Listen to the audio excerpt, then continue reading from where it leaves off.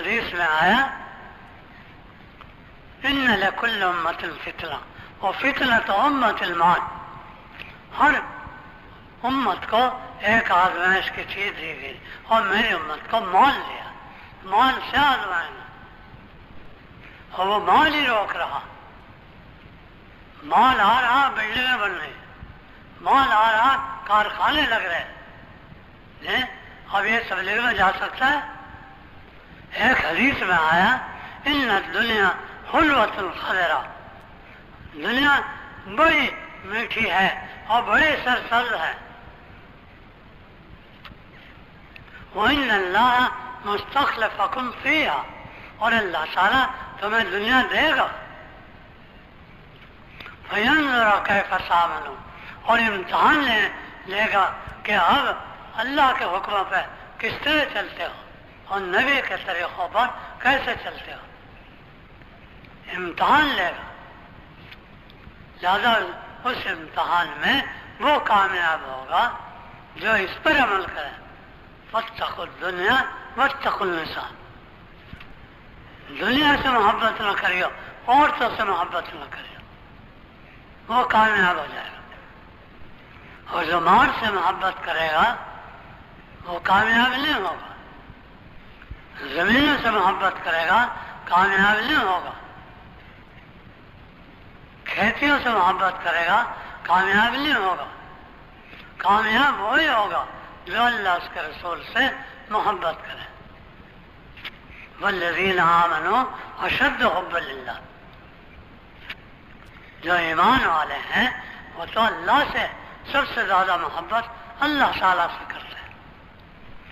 آج ایمان کمزور ہوتا جا رہا اور ہمیں اس کی خبر نہیں، اور اس کی وجہ سے عذاب آ رہا کیونکہ ہم نے دین پھیلانا چھوڑ دیا۔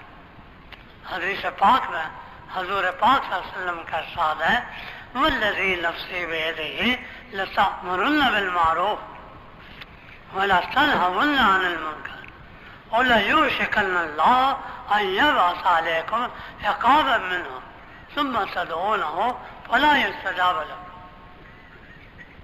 قسم ہے اس ذات کی جس کے قبضے میں میری جان ہے، تم دین پھیلاتے رہو اور باطل کو مٹاتے رہو،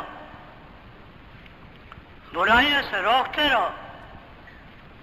اگر تم نے یہ کام چھوڑ دیا تو اللہ کا عذاب آ جائے گا، اور پھر تم دعائیں مانگو گے اور دعاؤں سے وہ عذاب نہیں ہٹے گا۔ ایک حدیث میں آیا من قال لا الہ الا اللہ مخلصا دخل الجنہ، جو اخلاص کے ساتھ لا الہ الا اللہ محمد رسول اللہ پڑھے وہ جنتی ہو گیا۔ صحابہ نے پوچھا وما اخلاص یا رسول، اس کلمے کا اخلاص کیا ہے؟ آپ نے فرمایا ان تعجزہ عن محارم اللہ، کہ یہ کلمہ اس کو تمام غلط کاموں سے روک دے اور تمام گناہوں سے روک دے۔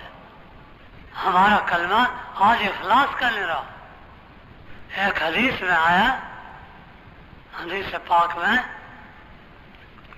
کلمۃ لا الہ الا اللہ تنفع من قالها وترد عنهم العذاب والنقمة ما لم يستخفوا بحقها۔ یہ کلمہ دنیا ہی میں نفع دے گا، ہر کام کرا دے گا اور اس سے تکلیف و عذاب کو ہٹا دے گا۔ جب تک اس کلمے کی عظمت دل میں رہے گی، اور جب کلمے کی عظمت نکل جائے گی اور دنیا کی عظمت آ جائے گی اور بھی بچوں کی عظمت آ جائے گی، مال دولت کی، بلڈنگوں کی، چیزوں کی عظمت آ جائے گی، پھر یہ کلمہ دنیا میں اس سے نفع نہیں دے گا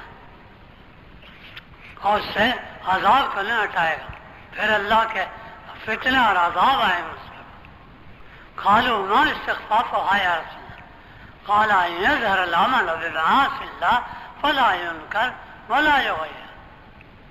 لوگوں کو دیکھے گا گناہ کر رہے ہیں گھر میں بھی باہر بھی بازاروں میں، مگر یہ روکے گا نہیں گناہوں سے. تو اس لیے کہتے ہیں میرے دوستوں، اس کلمے کو پھیلانا دنیا کے اندر ہر ایک کا کام ہے، ہر ایک اس کا دائی ہے.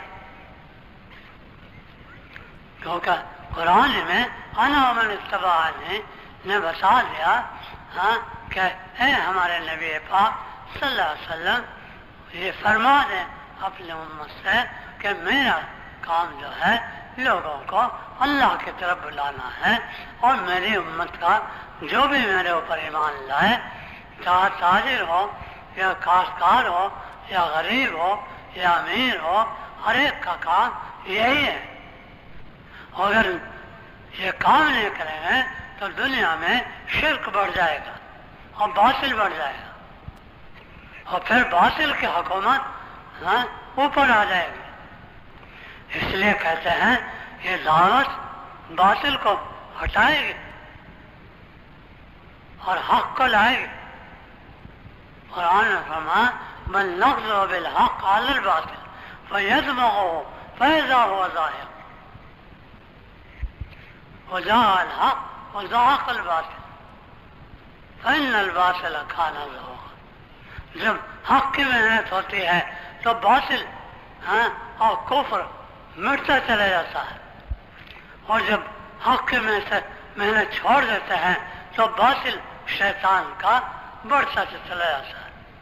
تو اس لیے کہتے ہیں سب کے سب اس بات پر تیار ہو جاؤ کہ ہاں اللہ کا دین لے کر دنیا میں پھیلائیں، دنیا میں چاہے فاقے آ جائیں، جنت مل جائے گی. بولو کون کون تیار ہیں پوری زندگی اور سال کے لیے